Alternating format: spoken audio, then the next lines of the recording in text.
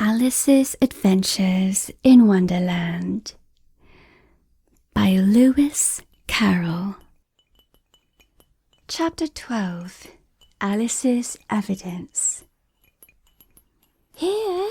cried Alice, quite forgetting in the flurry of the moment how large she had grown in the last few minutes, and she jumped up in such a hurry that she tipped over the jury box with the edge of her skirt, upsetting all the jurymen onto the heads of the crowd below.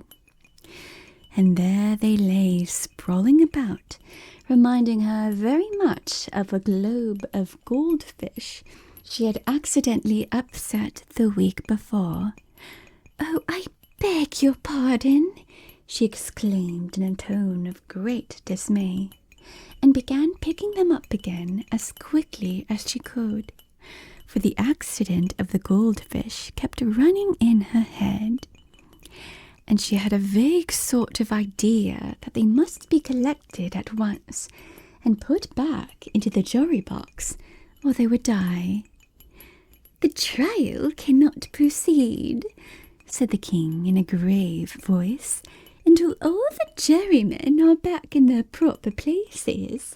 All," he repeated with great emphasis, looking hard at Alice as he said so. Alice looked at the jury box and saw that, in her haste, she had put the lizard in head downwards, and the poor little thing was waving its tail about in a melancholy way, being quite unable to move. She soon got it out again and put it right. "Not that it signifies much," she said to herself. "I should think it would be quite as much use in the trial one way up as the other." As soon as the jury had a little recovered from the shock of being upset, and their slates and pencils had been found and handed back to them, they set to work very diligently to write out a history of the accident, all except the lizard, who seemed too much overcome to do anything but sit with its mouth opened, gazing up into the roof of the court. "What do you know about this business?" the king said to Alice. "Nothing," said Alice. "Nothing whatever?" persisted the king. "Nothing whatever," said Alice. "That's very important," the king said, turning to the jury. They were just beginning to write this down on the slates when the White Rabbit interrupted. "Unimportant, your majesty means, of course," he said in a very respectful tone, but frowning and making faces at him as he spoke. "Unimportant, of course, I meant," the king hastily said, and went on himself in an undertone.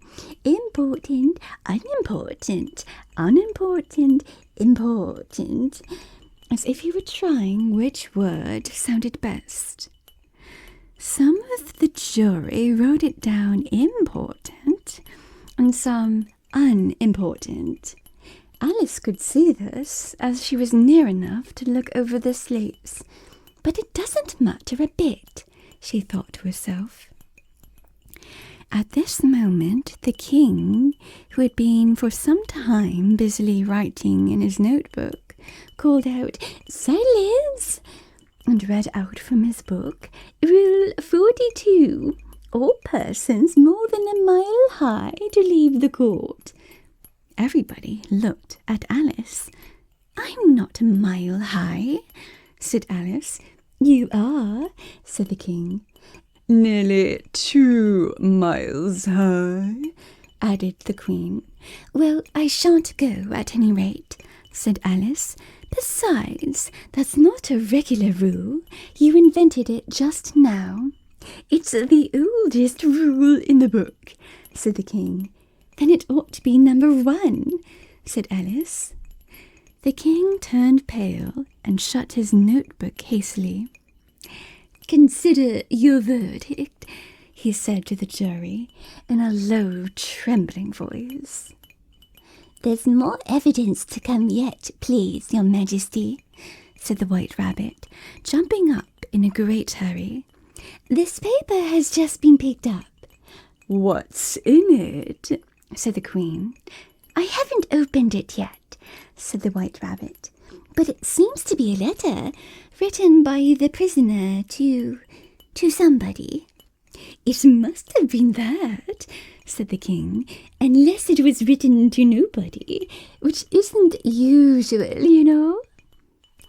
"Who is it directed to?" said one of the jurymen. "It isn't directed at all," said the White Rabbit. "In fact, there's nothing written on the outside." He unfolded the paper as he spoke, and added, "It isn't a letter after all. It's a set of verses." "Are they in the prisoner's handwriting?" asked another of the jurymen. "No, they're not," said the White Rabbit, "and that's the queerest thing about it." The jury all looked puzzled. "He must have imitated somebody else's hand," said the King. The jury all brightened up again. "Please, your majesty," said the knave, "I didn't write it, and they can't prove I did. There's no name signed at the end."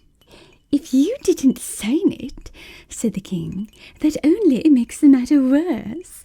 You must have meant some mischief, or else you'd have signed your name like an honest man." There was a general clapping of hands at this. It was the first really clever thing the King had said that day. "That proves his guilt, of course," said the Queen. "So, off with—" "It doesn't prove anything of the sort," said Alice. "Why, you don't even know what they're about. Read them," said the King. The White Rabbit put on his spectacles. "Where shall I begin, please, your majesty?" "Begin at the beginning," the King said gravely, "and go on till you come to the end. Then stop." There was a dead silence in the court while the White Rabbit read out these verses. "They told me you had been to her and mentioned me to him. She gave me a good character, but said I could not swim. He sent them word I had not gone. We know it to be true. If she should push the matter on, what would become of you? I gave her one, they gave him two. You gave us three or more. They all returned from him to you, though they were mine before. If I or she should chance to be involved in this affair, he trusts to you to set them free, exactly as we were. My notion was that you had been, before she had this fit, an obstacle that came between him and ourselves and it. Don't let him know she liked them best, for this must ever be a secret kept from all the rest between yourself and me." "That's the most important piece of evidence we've heard yet," said the King, rubbing his hands. "So now let the jury—" "If any of them can explain it," said Alice. She had grown so large in the last few minutes that she wasn't a bit afraid of interrupting him. "I'll give him 6 pence. I don't believe there's an atom of meaning in it." The jury all wrote down on the slates, "She doesn't believe there's an atom of meaning in it," but none of them attempted to explain the paper. "If there's no meaning in it," said the King, "that saves a world of trouble, you know, as we needn't try to find any. And yet, I don't know," he went on, spreading out the verses on his knee and looking at them with one eye. "I seem to see some meaning in them after all. Said I could not to swim, and you can't swim, can you?" he added, turning to the knave. The knave shook his head sadly. "Do I look it?" he said, which he certainly did not, being made entirely of cardboard. "All right, so far," said the king, as he went on muttering over the verses to himself. "We know it to be true. That's the jury, of course. If she should push the matter on, that must be the queen. What would become of you? What indeed? I gave her one, they gave him two. Why, that must be what he did with the tarts, you know. But it goes on that they all returned from him to you." "Why, there they are," said the king triumphantly, pointing to the tarts on the table. "Nothing can be clearer than that.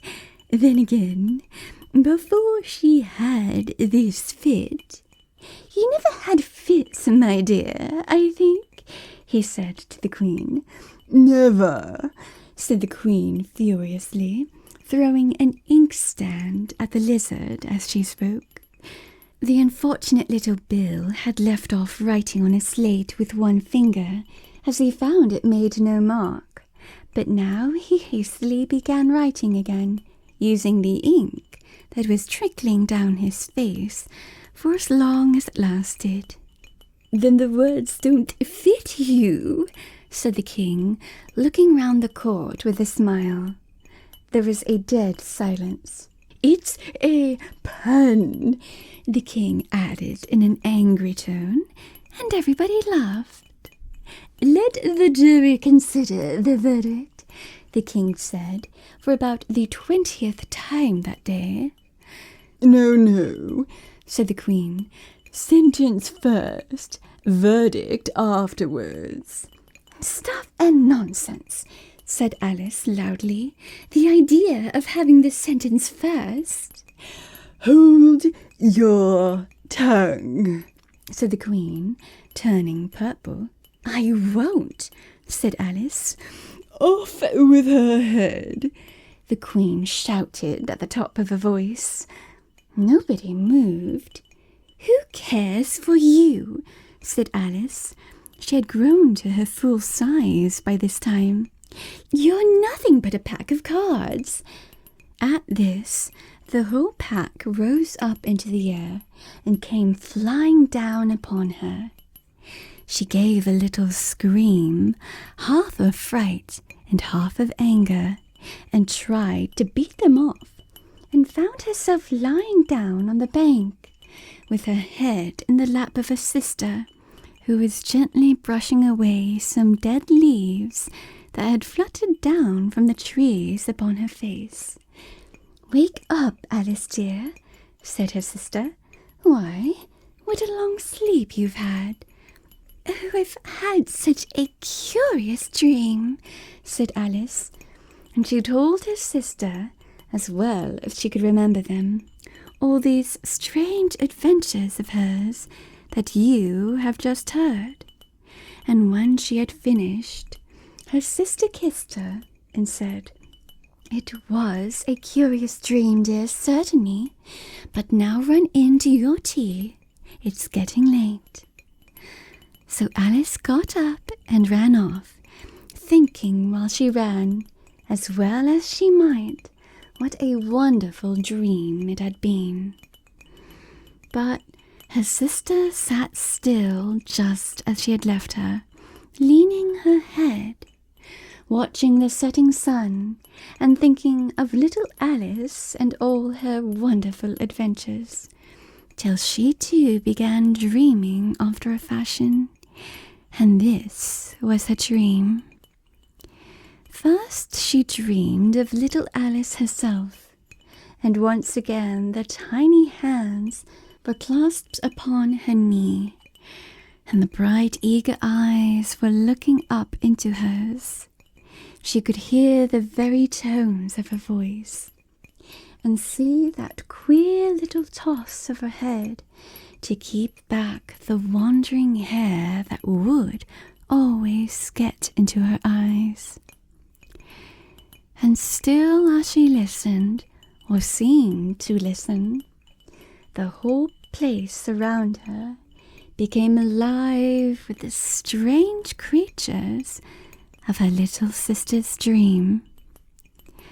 The long grass rustled at her feet as a white rabbit hurried by. The frightened mouse splashed his way through the neighboring pool. She could hear the rattle of the teacups as the March Hare and his friends shared their never-ending meal, and the shrill voice of the Queen ordering off her unfortunate guests to execution. Once more the pig baby was sneezing on the Duchess's knee, while plates and dishes crashed around it. Once more the shriek of the griffin, the squeaking of the lizard's slate pencil, and the choking of the suppressed guinea pigs filled the air, mixed up with the distant sobs of the miserable mock turtle.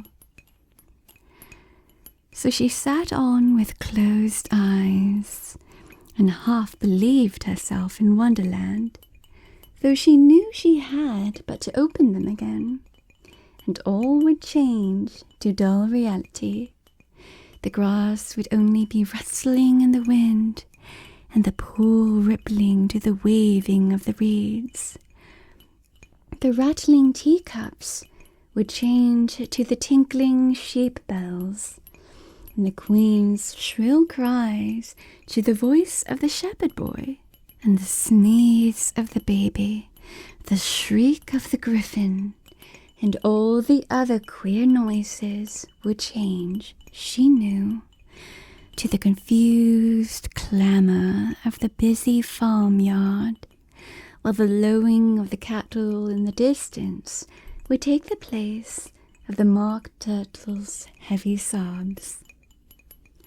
Lastly, she pictured to herself how this same little sister of hers would, in the aftertime, be herself a grown woman, and how she would keep, through all her riper years, the simple and loving heart of her childhood, and how she would gather about her other little children, and make their eyes bright and eager with many a strange tale, perhaps even with a dream of Wonderland of long ago, and how she would feel with all their simple sorrows and find a pleasure in all their simple joys, remembering her own child life and the happy summer days.